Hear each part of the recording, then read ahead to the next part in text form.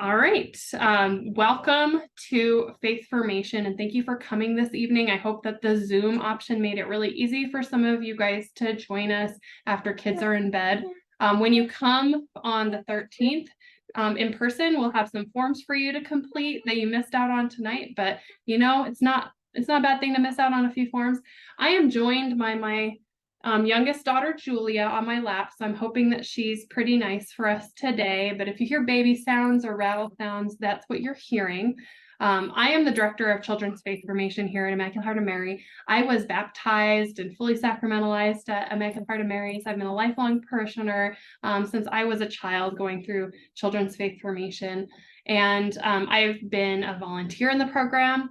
I have kids in the program, so I'm a parent in the program. So I can relate to a lot of you guys. I know how busy you are. So we are going to go forward in this orientation expeditiously. And the way this is going to work is we're starting with the broadest information, going to the most narrow. So we're starting with very general info. And if you're not here for sacramental prep for year 1, year 2, you're actually going to be able to leave halfway if you want. Those of you who are year 1, have year 1 students, you guys will be here the longest. So we're trying to narrow you guys out and get you the most important information for you to prepare for as we launch into the year. So this is an outline of everything that we're going to be covering. It's quite a lot, but you're getting our 3rd performance of the night. So hopefully it'll be the best as well. So as we always do, when it comes to faith formation is we start in prayer. So please join me at home in saying this prayer with us. So in the name of the Father and the Son, the Holy Spirit, amen. Holy Spirit, teach us to pray. Lord our God, in your wisdom and love, you surround us with the mysteries of the universe. Send your Spirit upon these students and fill them with your wisdom and blessings. Grant that they may devote themselves to their studies and draw ever closer to you, the source of all knowledge. We ask this through Christ our Lord. Amen. Immaculate Heart of Mary, pray for us. In the name of the Father, Son, Holy Spirit. Amen. I am starting with the purpose of life statement. Those of you who have been in the program before will recognize this. This is where we start each of our in-person lessons, and I encourage online families to repeat this a lot through the year as well. The purpose of life is to know, love, and serve God in this life, and to be happy with Him forever in the next. This is such a simple thing to do. And this is something that we can lose track of. We can overcomplicate things, but the purpose of life, the mission is to draw closer to God, to draw into His heart. There's a lot of ways to come to know God, but 2 of the best ways are through His Word and through His body in the Eucharist. And those coincidentally, maybe not coincidentally, are the 2 parts of the Mass, the liturgy of the Eucharist, the liturgy of the Word, and they lay a lot of foundation for our program as well. So here's some stats about our program. These are actually a little out of date because I did these numbers over the weekend and we've just had so many registrations coming in. So we have over 161 students in person, over 39 in our online program. We have 15 kids in Sprouts, which is our preschool. We have 12 students in our kindergarten year. We have 16 in 1st grade. I think we rounded over 80 in our year 1 program. We have, I think, close to 75 in our year 2 program, and we have over 25 kids in our confirmed 4th and 5th graders class. Those are our graduates of the program who have been fully sacramentalized and come back to continue their journey. That amounts to, I want to say it's close to 220 students and over 137 families in our program. So welcome to everyone. I'm going to start with communications because it is the most important thing. You will receive emails from me in 2 different ways. You will receive direct emails from me. That's similar to the email that most of you hopefully got. That is the Welcome to Faith Formation email. There's an example of that in the center of the screen. So from my inbox to yours. And the other type of email that you'll get from me is a Flocknote email. That is our mass communication software similar to Constant Contact or MailChimp, and that is going to be for large broadcast information. So you guys hopefully received one of those this morning. That's how you got this link. The other type of communication, which you guys all have received by now, is a Flocknote text. That's what went out with the link for tonight. Those I use very sparingly. I don't want to annoy you guys with text messages, but for very important information like a weather closure, we will use text message. So you'll get those occasionally as well. If you are not receiving emails from me, make sure that you've added as a safe sender our church email domain, which is ihmco.org. And you've added flocknote.com as safe senders in your own inbox.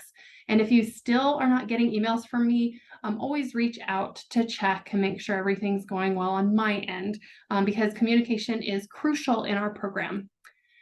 Next, we have our calendar. So our class calendar is a live Google document, and you can find a link to this live document at the bottom of every one of my Flocknote emails. There are links from my page of the website, and there's also a QR code on a printed version, the rare printed version that I have on a bulletin board at church by the drinking fountains near church. So you can scan the QR code to get to it there. I do not print our calendar intentionally because occasionally the calendar can change. So I'd rather everyone go to the live document to check on what we're supposed to be doing. This is a color-coded document. As you can see from this example month, which is the month of February of 2024, there's some color coding happening. And the color coding is explained as you see in that central column in the middle. But using February as an example, the blue means that we are having a first Wednesday Mass and Confession at 5:30, and we are not having any classes on those nights. So there won't be a class on February 7th for our first Wednesday Masses. Now, the 14th is highlighted green. What a green highlighted date means is we don't have class because there's a liturgical feast or fast. In this case, that is Ash Wednesday this coming year. So we won't have classes on Ash Wednesday, so people can go to get their ashes at Mass instead. Now, we also have some pink color-coded dates, like the 21st of February. That week, the school district is not having any classes because of President's Day. And in alignment with our school district, we also don't have classes. So the only day in the month of February that we have classes is the 28th, which is quite unusual. We normally have more classes than that, but there's just a lot of strange things happening in February, which makes it a great way to explain our calendar. You can also see there's a purple highlighted date. That's a retreat, which is going to be important for year 1 and year 2 families. The other thing to know is I just added community gathering dates. Those are like a cyan color on this color-coded calendar. Those are optional days. We hope that you'll come because they're intended to just be fun. For instance, we're going to have a Nerf war in September, so I'll send those out via Evite. It's totally optional, just for fun. Now, our program is founded on approximately 20 lessons, and we work with kids from age 3 in our preschool program, Sprouts, all the way through 5th grade, even 6th grade with some of our Sacramento kids that are going into their 2nd year. For our in-person kids, we come together on Wednesday evenings. We have one session at 4:30. We have one session at 6:30. Our 4:30 session ends at 5:45. Our 6:30 session ends at 7:45. So it's an hour and 15 minutes or so.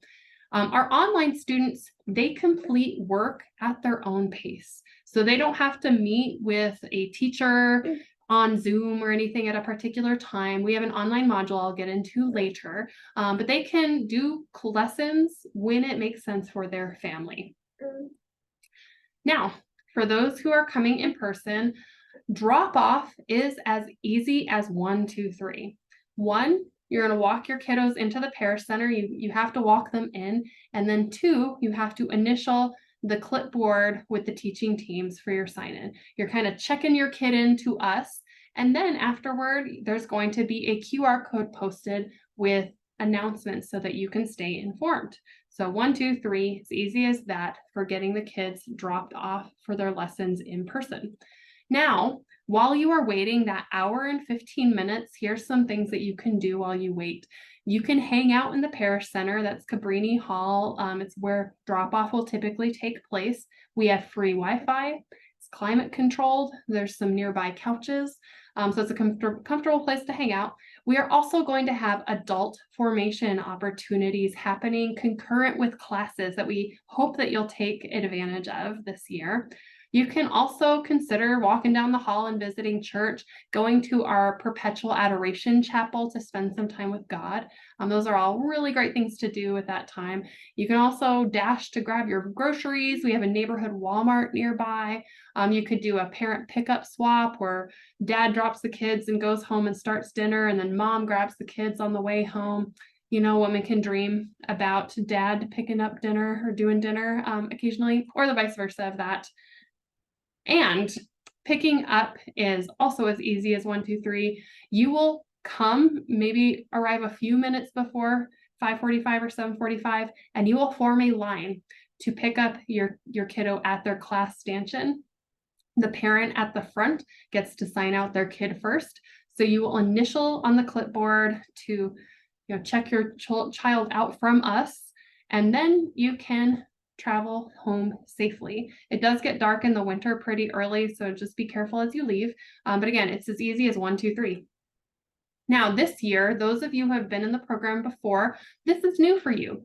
We have color-coded classrooms. This is going to make it easier for you to find the line that your kiddo goes to. And even more importantly, on those rare occasions when you are late, because you hit traffic or something happened, and your kiddos are arriving after their class has gone into their classroom, this is something we want to avoid, but we know it will happen occasionally. It is very difficult for our hall monitors to interrogate a 6-year-old to figure out if they're in kindergarten or Sprouts. So parents, help us help you help your child get to their classroom by helping your kiddos to memorize the color that they're in. We started with red for our Sprouts, which are our preschoolers, because most of them know red. Then we go to yellow, the next likely color for our kindergartners, and then the rest of these are Roy G. Biv. And this is especially important because in the 4:30 timeframe, our year 1 and year 2 classes, there are 2 different classrooms for those. We were blessed by having a lot of volunteers, and so that means that we have even more classrooms to potentially get confused by, but not with colors. Now, also new this year that I'm very excited about, when you registered for classes, you likely saw a question asking you for your child's baptism date. It was an optional field, so you may not have filled it out. If you didn't, then you can add it to the Getting to Know You form that went out this morning on Flocknote. We are going to be recognizing and celebrating our children's baptism days through the year. They'll get an announcement on the week, the Wednesday prior to their baptism anniversary, and they'll be able to get a chocolate bar on their way home, just to honor their birthday in the church, their birthday into God's family. So we're excited about doing this year. And so we're getting close to the midway point here, so you guys are doing really good. We have a lot of training that goes into the people involved in our program. So I have a background check and I've gone through training. All of our volunteers have gone through background checks and have received training. And what that means is that when we have classes in place happening, the classroom areas and the hallways around them, and even the bathrooms, they become safe environment zones. And when those safe environment zones are in effect, there's little boundaries around our areas to keep them separate. And so when we have classes, the safe environment zone actually includes the bathroom that's by the fish tank. So those bathrooms become only for children to use. And so if a parent needs to go to the bathroom while we have classes in session, you'll just have to walk 200 feet down the hallway to use the bathrooms by the church. It's a little bit of a drag, but on the upside, those bathrooms are much nicer than the ones by the fish tank. So you get a little bit of a higher quality bathroom for your walk. Now, I want to talk about QR codes because this is very important for our, oh no, I think I forgot to record this, did I? Oh no, I didn't. Sorry, everyone. It's been a long day. QR codes are important for you guys to be aware of because this is how we're going to manage signups and sign-ins. It's much easier than everyone waiting in line for a handwritten sign up, finding your kiddo's name and things like that. QR codes, if you're not familiar with them, there's a little GIF animation here showing how it works. You literally pull your smartphone out, you aim it at that strange little black and white square, and your camera will pop up with a little bubble that is a URL link. So rather than having to type in a bunch of letters for a URL, a QR code is just a very simple way to launch a website. And so, oh, this is because I interacted with it. All right, we have a test for you all. We have a QR code for tonight. So take out your smartphones from home, aim it at the monitor right now. If you're playing this on your phone, then I don't know if there's a way to do it, but otherwise aim, and you're going to launch a Google form. That Google form will allow you to put your name in and then select your child or children by their last name. So last year you had to sign in every single child, like for multiple drop downs. I'm trying to make it even simpler compared to last year. So find your child's last name, and then you can keep on going to submit the form. All right, I see a chat. Yep. Tyler, would you mind trying to find and share the link to the chat if you can? I can't do that either. So I'll give you guys a couple minutes to try to do this.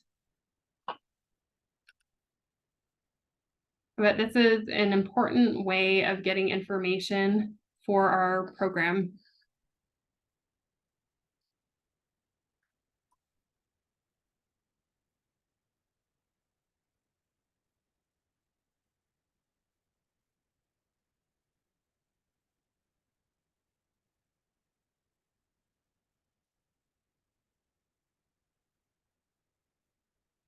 All right, I'm going to give it 2 more minutes just for everyone to try the QR code who's able to.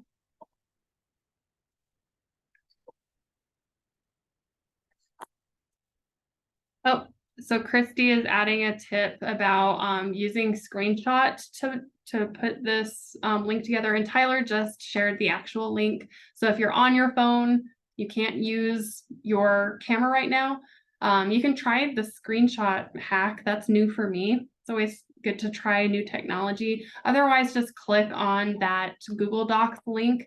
Again, it's going to launch a Google form so that you can sign in.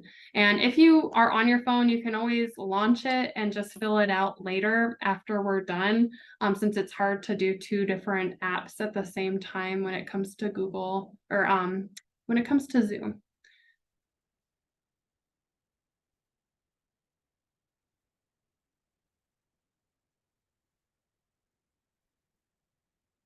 All right, 1 more minute and I'm going to proceed.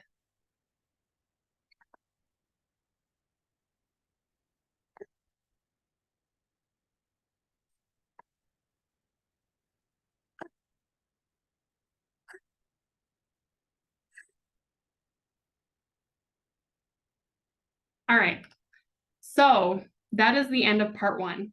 If you do not have a child in year 1 or year 2, you are free to depart. But if you do have a child in year 1 or year 2, you guys need to stay because there's important information for you guys. All right, I'm going to keep going. Goodbye for those of you not in Sacramento Prep. Thank you for joining us. And the rest of you, hang on, we're going to keep going. All right. So for all of you, whether you are an online student or not, it's going to be important for you to understand the online portal. This will be something that's familiar to year 2 families, but just stick with it, year 2 families. I have some new information for you all. Our online portal is through St. Mary's Press, and you can see what it looks like right there. I will share with you the URL and your login information to use. It will be new login information this year. But if you have an in-person student and your kiddo's sick and you miss class, you'll get an email from me with instructions on how to make up the lesson at home when your student's feeling better. So this is why it's important for you to be aware of this tool, because it's going to support you to completing any missed work that you might have. So your login is going to look like this, whether you're on a phone or a computer.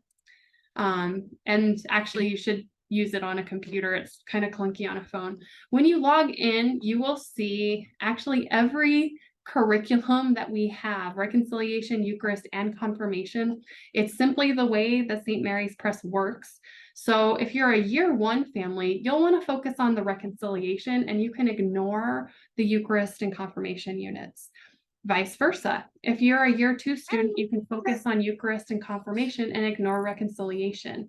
So what you'll do to enter these curriculum to access the lessons is you'll click on the picture. So let's pretend we're clicking on reconciliation. We go click. That's going to launch a number of tiles with all of the lessons that are available in the unit. So when you get in there and log in for the first time, it's going to look like this with a bunch of 0% all over the place. So when you start doing a lesson, it's a fairly bulletproof module. It's good for parents to be nearby just in case there's a technology fail with the kiddos, but the curriculum is going to walk them through what they need to do. There's a combination of video, audio, which reads to them, and then some checks for understanding with quizzes. When a kiddo starts doing a lesson, it's going to keep track of their progress.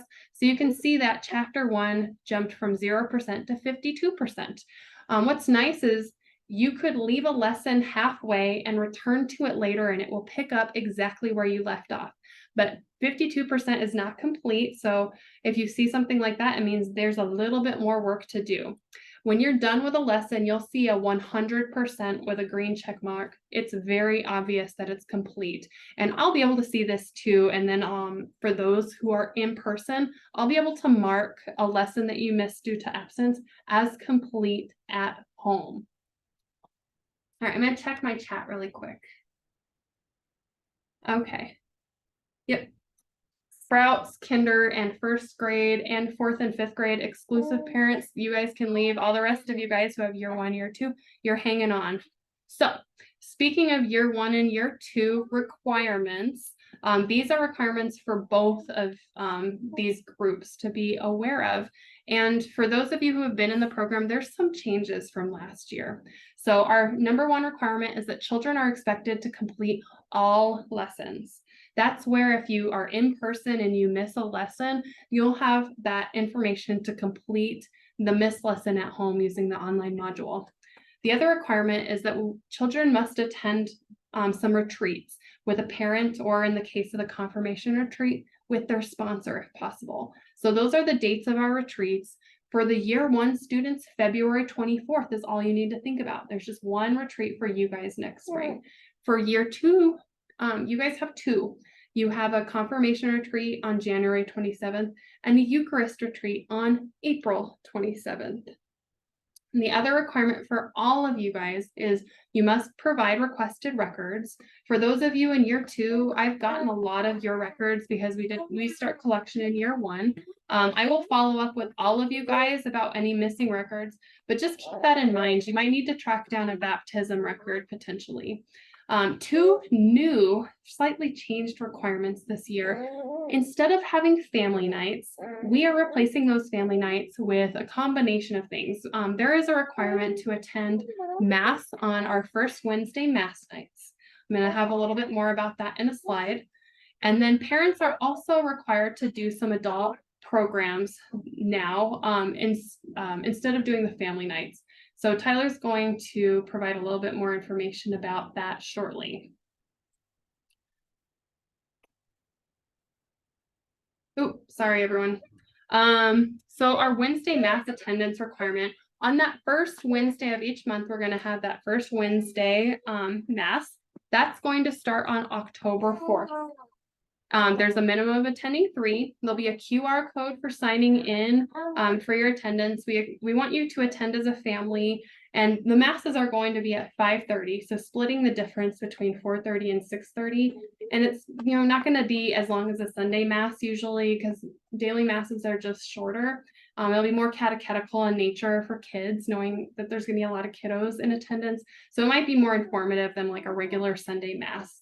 And there'll be confession available as well. Now, I'm going to allow Tyler to kind of speak from his end here shortly, but we are replacing our family night requirement with adult formation as a requirement. The Archdiocese expects that we do some level of adult formation, and we've done that with family nights for many years, which was a combination of having parents and kids together going and learning about something. And we just felt like this wasn't hitting the mission for families. I mean, sometimes we had parents there with littles like this and looking after their younger kids. It was just a lot. So we hope to offer something that's going to be more meaningful and valuable to you all. Tyler, I'll let you take over now.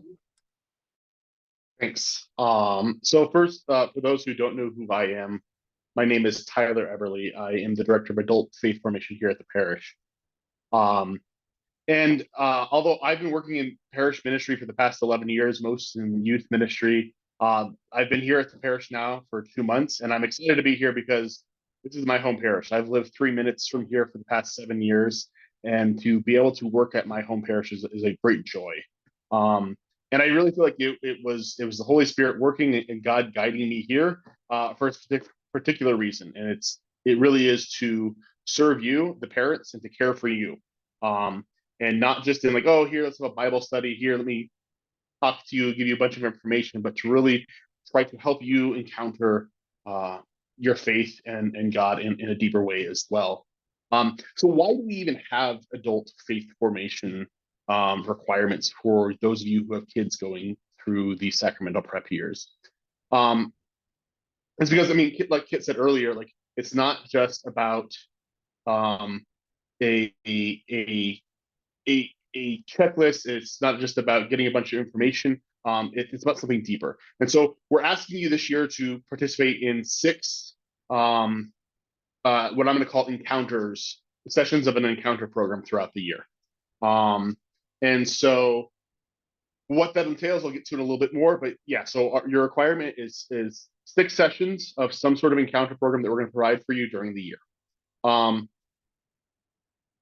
Again, it's about you getting this opportunity to have this encounter with your faith, encounter with God. You brought your kids to this program for a reason. You signed them up for a reason, whether it was because you're really active in your faith and you want your kids to learn more about it, whether it was because your parents said, hey, you need to do this, whether it's because it's just something to check off the list as many other things, like making sure they're signed up for this activity at school and this. I don't know what the reason is, and maybe you don't fully know either, but you brought your kids here. But we don't want we don't want to just have your kids come each week and us talk at them. We want to help you encounter your kids during this journey as well.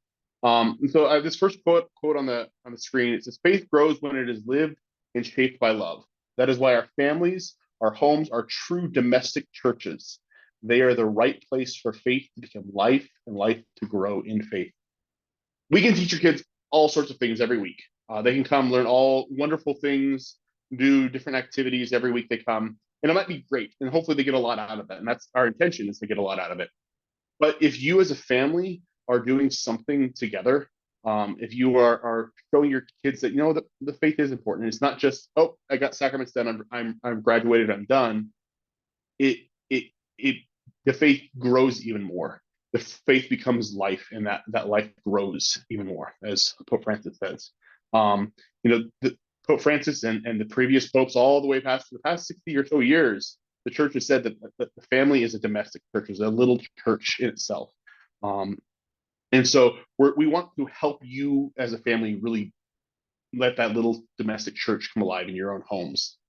We believe that bringing your kids to faith formation is more than just getting something off a checklist.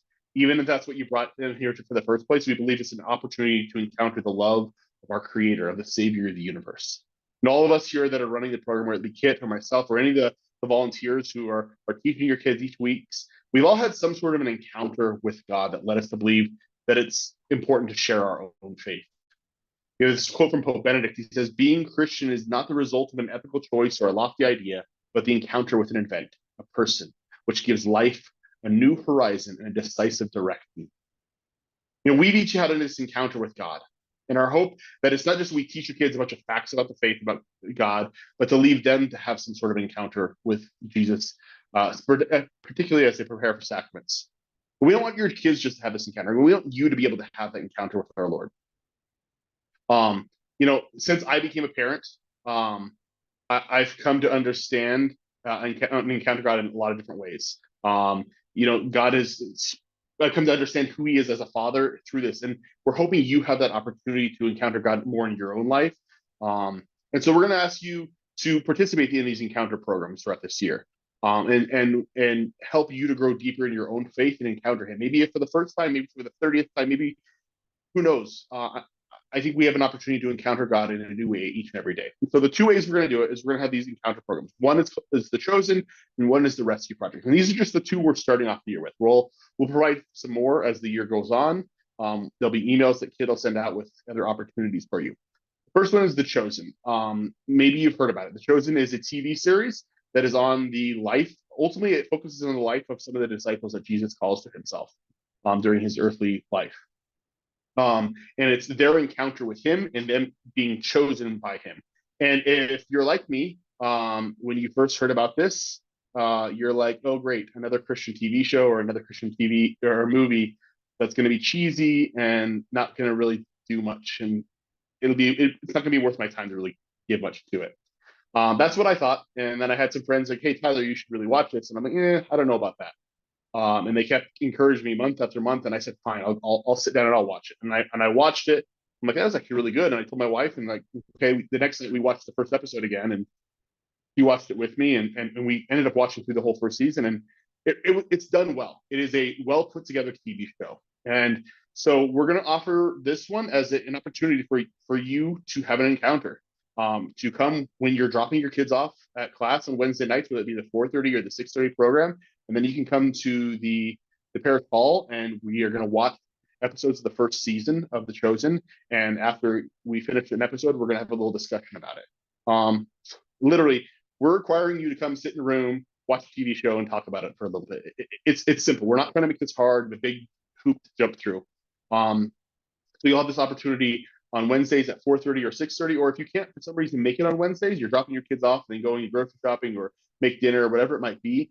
If you can come Tuesdays, you can come Tuesdays at 6:30. I'll also be doing it.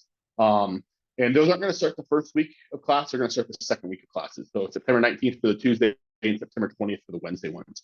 Now, the first season of The Chosen is 8 episodes long, so we'll have 8 sessions of it. And we're only requiring you to be a part of 6 sessions. My hope is that you will get through those first 6 episodes. You'll think it's wonderful, and you'll complete the last 2 episodes. That it's worth your time to do that, because it's more than just a TV show. There is, I found it for myself. It's called me into a deeper experience of prayer and an encounter with God in different ways through that.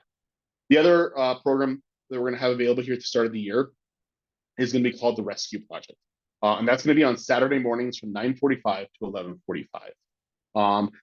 Similar to The Chosen, it's 8 weeks, so hopefully you'll get through those first 6 and you'll finish those last 2. It also is a small group encounter where you'll be watching some videos as well as having a discussion. These videos and discussions center around the idea that we are loved for what we do, but we're loved by God for who we are. And we're going to seek to understand God's plan for our salvation much more fully, understand what Jesus really came to do and what he did for us. So that one starts on September 9th. Saturday is coming up here in a couple weeks, or just over a week. If you are interested in either of these programs, there's a QR code on the screen, or there's an email that should be going out here very shortly that'll also have a link. You can sign up with saying, hey, I'm interested in participating in this. That way we have an idea of who's going to show up. I'm hoping that this is an opportunity for you to learn more about your faith, encounter God in some way, and just be able to have a little bit of discussion about our faith. And it's not just us talking at you the whole time. I'll pass it back to Kit now. Thanks, Tyler. And I'm doing a Zoom right now. Tyler and I both have like pretty strong opinions about and are rather critical of media and productions in the church. And I have to say, I feel I'm kind of touchy about like being manipulated. I found both of these to be incredible. The Rescue Project is a project of Father John Ricardo's, who does a lot of talks and speaking. He's superb. And The Chosen's amazing if you haven't seen it by now. So we hope that this will be an easy way for you to just kind of check out of being in parent mode and be a child of God again. So we are going to share at this point specific requirements to be aware of for our year 2 families. So there's going to be more information about this coming. In fact, in an email here in the next 30 minutes, you'll receive a link with the sponsor form. You need to start thinking about sponsors, my year 2 parents. This is really important for you to start thinking about now. So watch for that form in the email today, as well as more information about, sponsors in the process. So sorry, everyone, I have the most vocal baby right now. That's, most important thing, number one. Another important thing for you to be aware of right now is your kiddos are going to need to select a saint to take as their confirmation name. So it can be a saint or a blessed.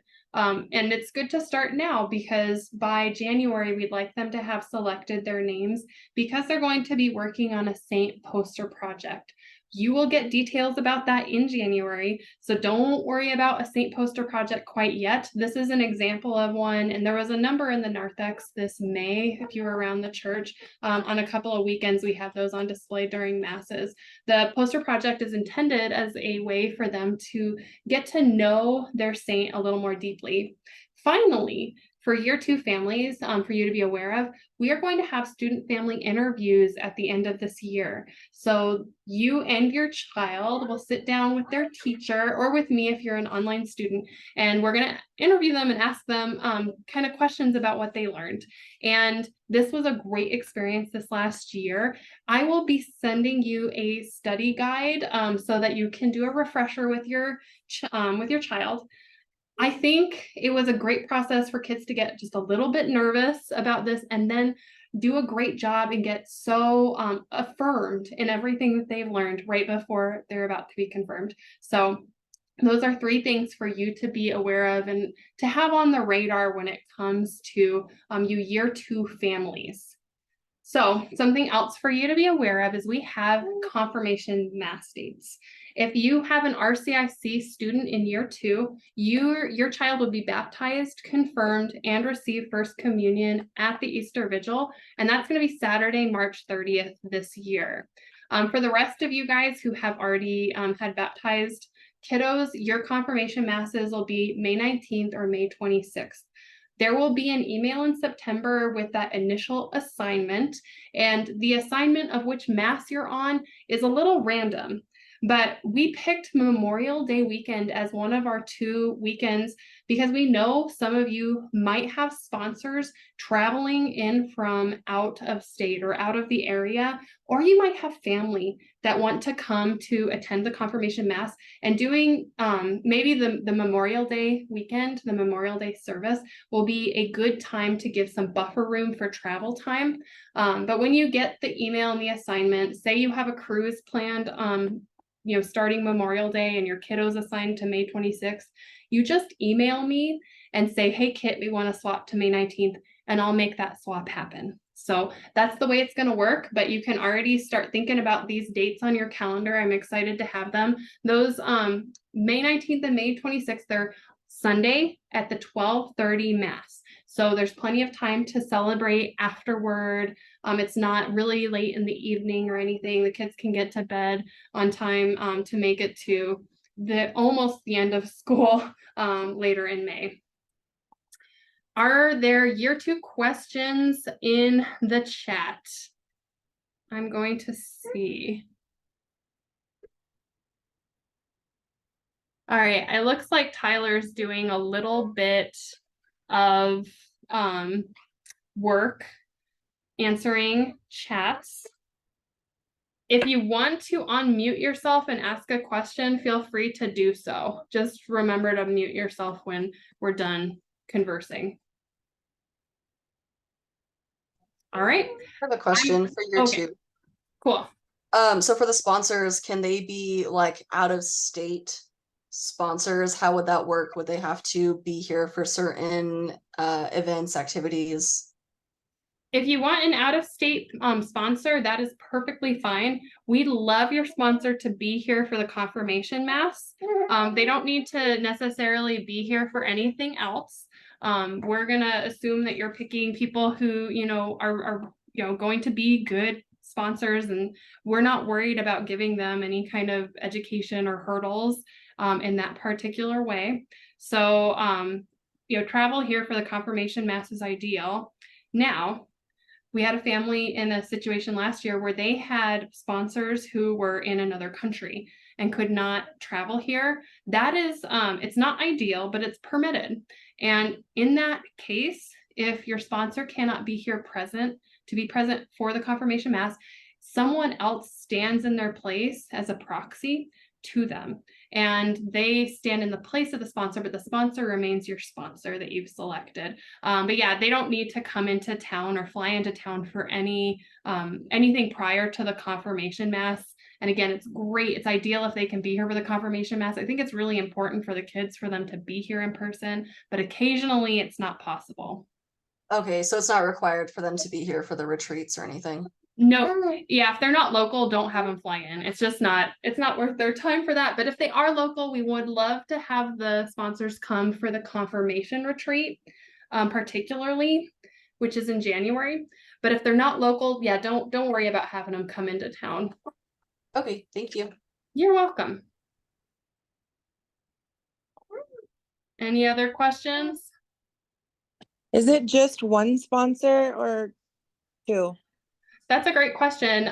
You need at least one, but you can have two. Married couples great to have two sponsors for. So if you want to consider picking a married couple, the only requirement, and this is the same for godparents, you can't have like two women or two men be sponsors, even if like, everything's kosher. It's just not allowed per canon law.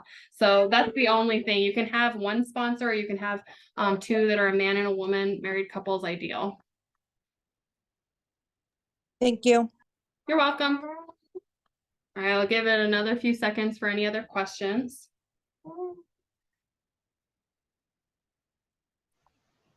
All right. So year two families, you are free to depart at this time. Year one families, you guys are going to stay because you're receiving some information that my year two families received last year in October. I like to take this time with you all who are year one families. We're going to talk about some of the new requirements and the new offerings for y'all after this. So stick with me. But I like to address just, at the very beginning, why are we preparing for 3 sacraments in 2 years? So this is very different from our experience for many of us parents. The first thing I want to say is that the sacraments of initiation are baptism, confirmation, and the Eucharist. And for those of you who have heard Father Andrew give a homily about this, they are something called ordinal. And what ordinal numbers are is they are ordered numbers. So there's a first, a second, and a third. It's not 1, 2, 3 cardinal numbers. It's first, second, third. Oh, baby girl. Hey, Tyler, I'm going to hand you a baby. Hold on, everyone. Sorry, she's being too noisy. Yep. Thank you. All right. Sorry, everyone. All right. They're ordinal, so they have an order. This has always been the case. There's a snippet about the Eucharist being the summit, the peak of the sacraments. I'm not going to read this. It's from the Catechism of the Catholic Church, but we kind of peak here at the Eucharist. So in the very early years of the church, even babies received confirmation and the Eucharist according to the records that we have. But in the 13th century or so, the 1200s, confirmation and communion and reconciliation as well. They weren't usually given until a person had reached something called the age of reason. Now, what age the age of reason was could change a lot depending upon where you lived. So you could live in one part of the world and the age of reason could be 7. You could live in another part of the world and the age of reason could be 15. So that's the state of how things were in the church from the 13th century all the way up until 1910. So in 1910, Pope Pius X, he's now Saint Pope Pius X, he released a decree called Quam Singulare Christus Amore. And what it stated was it decreed 3 particular and important things. The first thing is highlighted here on your screen. It said the age of discretion for both confession and for Holy Communion is the time when a child begins to reason. That's that age of reason. However, he defined it as the 7th year, more or less. So when a kiddo is 7 or 8 years old, they are reasoning and can start to receive confession and communion. The second thing he decreed is that someone doesn't have to be fully formed intellectually in order to receive communion. He actually recognized the intelligence of children and that they are perfectly capable of understanding that the Eucharist is the peak of the sacraments, of understanding what confession is. So he really recognized and respected the intelligence of children, but he also knew it was going to grow. So their knowledge of the Eucharist is only going to grow in richness over the years as their intellect begins to grow. So that was the second thing he decreed.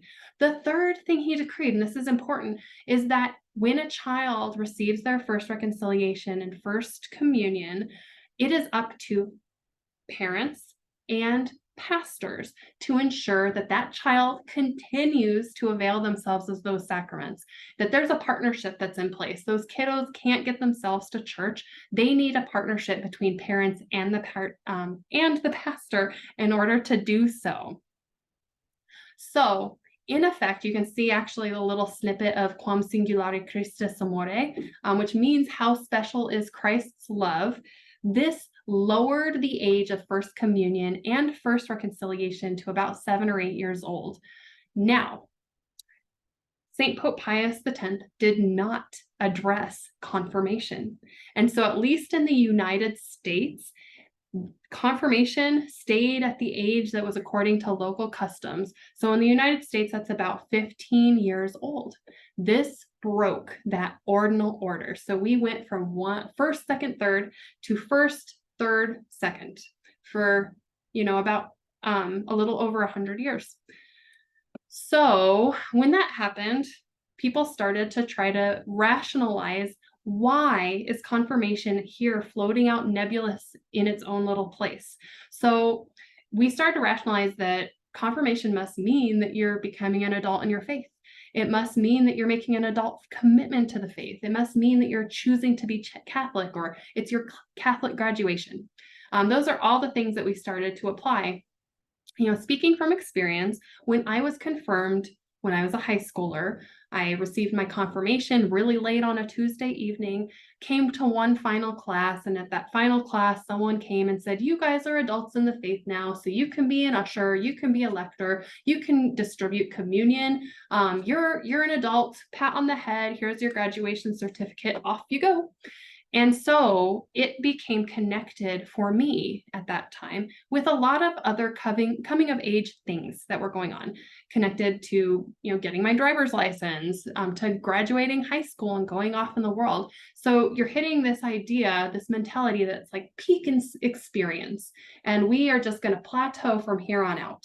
So, like most narcissistic high schoolers, I did in fact think that I had peaked. And so the road before me, if there was a road at all, was, well, I can stay, true to the faith, keep going to mass, or I can fall away, whatever. Any choice in between those things, fine and dandy for me. So I like this meme. After confirmation, you guys are done. # things Jesus never said. So my attitude toward confirmation was probably not unique, but it was wrong. Because confirmation didn't make me an adult in the faith. It fully initiated me into the faith. So rather than my journey peaking out and plateauing or peaking out and going back down, it should always be a journey. It was actually about the start of my journey. My journey truly started in my complete initiation. So that is something that has kind of gone wrong a little bit about the attitude towards confirmation. And I think that might represent some of y'all's experiences as well, at least the folks that I've talked to. I don't feel like I'm alone there. Now, before I explain what is happening here in our archdiocese and why things are different for our kids, when I read the 3 decrees that were in Quam Singulari Christus Amore, the third thing that Pope St. Pius X talked about was about how parents and pastors need to partner together to support children in their faith development into adulthood. And what this points to is the importance of a domestic church. The domestic church is that super messy, chaotic, crazy church of the home that we all belong to, at least I do. And it's not perfect, but it's beautiful. And that is something that our church is here to support for me and for all of you guys as well. So prior to May of 2015, our archdiocese continued to confirm kiddos when they were teenagers and give First Communion to those in second grade. But again, May 2015 happened. That's about 8 years ago now. This is an old PowerPoint slide. Archbishop Samuel Aquila, our Archbishop in the Archdiocese of Denver, he released a pastoral letter, and I have copies of this in my office if you would like, but he called for the sacraments of initiation to be returned to their original order, which is, again, baptism, confirmation, Eucharist. Doom, doom, doom. So he released that decree and he had a deadline of 2020. And in fact, IHM, we were completely restored by 2018. So we really hit the deadline hard. My kiddo, my oldest daughter, she was the last cohort to be confirmed out of order. So she received First Communion 1 year, confirmation the next year. The very next year, things were synced up. And so this is the way that things work here now. This was released as a decree, and frankly, the Archbishop has the authority to do so. So if you start talking to people or looking around on the internet, you might find that there are diverse, varied, and strong opinions about whether or not the restored order of the sacraments is a good idea. There's lots of really good, well-reasoned, thought-out ideas about whether it is a good idea or it's not a good idea. But frankly, it doesn't matter because this is the way, as the Mandalorian would say. The Archbishop has the authority to make this so, and he has. So this is the way things work at not only Immaculate Heart of Mary, but at all other churches in the Archdiocese of Denver. And actually, dioceses keep doing this throughout the United States. So the majority still confirm at that later age, but year by year, we actually see dioceses restoring the order of the sacraments of initiation. And so when you hear the restored order, that's what that means. Now, what does this mean for our kids? So this means a 2-year process because we're covering 3 sacraments. That's a lot for these little kids to learn about. So it takes us 2 years. So in the first year, which you guys are about to embark on, we are covering a salvation history unit and a reconciliation unit. That salvation history unit lays a biblical foundation for the sacraments. It's a curriculum that our church wrote, and I like it quite a lot. I didn't write it. Someone else many years ago wrote it, but it's really good. So that's going to be happening this year. Next year, when you guys are year 2 families, you guys will be going through 2 more units, the confirmation unit and the Eucharist unit. And you're going to culminate at the end of that second year in your confirmation and First Communion. And that Mass is going to be called their confirmation Mass, as you saw earlier, because confirmation is confirmed by the Archbishop or his delegate. And so we always, call it the confirmation Mass, although it's the Mass for both. So here's some photos from a couple years ago. It shows you what it's going to look like when your kiddos are confirmed and receive First Communion. So they are truly the VIPs of their Mass. We encourage them to dress like they would for just a plain old ordinary First Communion. So the traditional white dress, veils if they want for the little girls, very formal dress for boys. They process in with their sponsor, as you can see on the first image. In the center image, you can see confirmation happens at that Mass following the homily. And then finally, at the communion rite, when communion is dispersed, the children come forward before the rest of the congregation to receive their first communion. So it's all in the same Mass, all together. So I hope this gives you guys some context. Now, we're almost at the end, but we have some really important information to review with y'all. I had you sit through the year 2 information so that you have some context for what you're going to be looking at next year. So that's good for you to be looking forward to on the horizon. But for this year, there's 2 things for you to be aware of, besides all of the other requirements, which is like mostly just we have to get all those lessons done and we have to do the retreats. We are going to be working with you guys to collect the required records. So that's a baptism certificate for the most part, or a birth certificate for those who are not yet baptized. If you have a kiddo that was baptized at Immaculate Heart of Mary, we're going to try to find that record ourselves. If you don't have, if your kid wasn't baptized here, please email their baptism certificate to faithformationrecords@ihmco.org. And I'm going to be sending out reminders so you guys don't have to sweat it. Nothing's going to stop in the program until you have these records in. We have a whole half year to collect these. So I'll be in touch. Just keep this on your radar. The other thing that we're going to be doing, which is new this year, are our something that we're calling parent visits. And I'm going to have to go and extract Tyler from my daughter here, unless she's doing well. This is going to be new this year, and we're really excited about this. Tyler does a really wonderful job explaining what these parent visits are. So you all are literally about to get an email from me that's going to have the link to those encounters. And it's also going to have a link for you to sign up for these visits. So 9 p.m. I have it pre-scheduled to go out. These are 20 to 30 minutes. They're a one-on-one. We want to sit down with you. We're looking to get this done before the end of this year, so before the end of December. We want to meet with both parents or both of the people that are raising these kids together, ideally. And you can meet with me or you can meet with Tyler. We have some varied availability, and you'll get a Google booking page to book the slot when you get your email here in a few minutes. This is intended for us to get to know your family.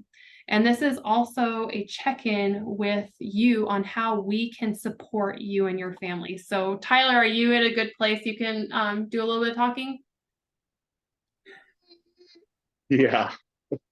So these parent visits, I just want to kind of start off by just saying, they're not supposed to be like this idea of this inquisition or an interview for us to see what you're doing good in your own faith journey or failing as a parent or something like that. They're not that. They're not this intensive, like us checking up to make sure you're doing everything right kind of thing.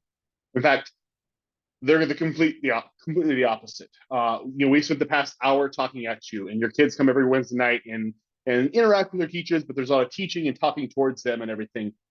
We want these parent visits to be an encounter of us being able to sit down and listen to you, actually. Okay. We want to listen where you're at, what struggles you might be having, hear how we can better support you, care for you. It can be an opportunity for us to sit and pray with you as well. There's so many books are written about parenting and everything, and yet because every kid is different, there's no real book to parenting. Every kid and family has a different day-to-day experience. And so we want to be able to sit with you, see where you're at, how we can help you. We want to listen to you. The church has, said lots of things over the years, and lots of them good, but the church is also made up of human beings who have failed or are flawed. And we talk a lot, and sometimes we just need to sit and listen. So we want to do that. We want to sit and we want to listen to you. It's always said that, it takes a village to raise kids, but we don't really have those villages anymore, especially in our society. I have a 5-year-old and a 3-year-old, and all my family, between both mine and my wife's parents and my wife's sister and family, they're all really close, within 20 minutes of us. And yet it still feels like at times we don't have a village to help us raise our kids. And so we want to find ways to be able to support you, to sit down with you, to care for you. So you can meet with either Kit or myself. Kit's meetings are mostly going to be on Wednesday nights during when your kids have their classes. You can drop them off and then meet with Kit. I'll have opportunities throughout the days, during weekdays, some evenings. If for some reason you look at the email that just went out with the calendar options that you can pick to meet with either myself or Kit, and none of them work for you in your schedule, reach out to us. Let's find a time where we can sit down. It's only 20 to 30 minutes. It'll be short. It'll be easy. But let's find a time that works for you so we can sit down and listen to you and hear from you for what you need. And so we can see how to support you and care for you and your family. With that, I'll pass it back over to Kit. Thank you, Tyler. So again, you'll have that information shortly. Now, the last thing for you to be aware of as a year one family, typically we will take your children when you drop them off and give them back to you when class is done. However, on September 13th, it's going to be different. This is going to affect in-person and online families. We would like you to attend our Bible blessing and distribution. So after we send the rest of the kiddos into their classrooms, we want you and your child to just stick around in Cabrini Hall. You're going to receive their brand new Bibles for them to have for the rest of the program. We're going to have those Bibles blessed. And then I'm going to do an overview of the Bibles. These are really great Bibles. They are a Bible in that you can look up any verse of the Bible. In the Bible. I'm saying Bible a lot, but there is also some really nice features that are wonderful for children. So I want to point out how they are going to work. And I think that's especially important for you online kids, families, because you're going to be supporting your kids from home a little bit with how to navigate those Bibles. You can leave afterward. It's not going to probably take as long as our classes do, though don't hold me to it. We'll try to keep it expeditious. And for those of you who are online, you can pick up your materials for class at the exact same time, as well as sign your activity release forms that you missed tonight in person. So are there any year one questions at this time? Feel free to use the chat or just unmute yourself to ask. Hi, Kit. Hello. Hi, I have a question. Is it entirely too late to add someone to the year one to the in-person? No, but email me. So we closed down the registration for in-person so that I can order curriculum and have a reasonably accurate head count. But I do, I keep people coming in on a case-by-case basis with a caveat of if there's room in the classroom. So it depends upon the time you're looking at. I think we have a few spots in both the 4:30 and 6:30.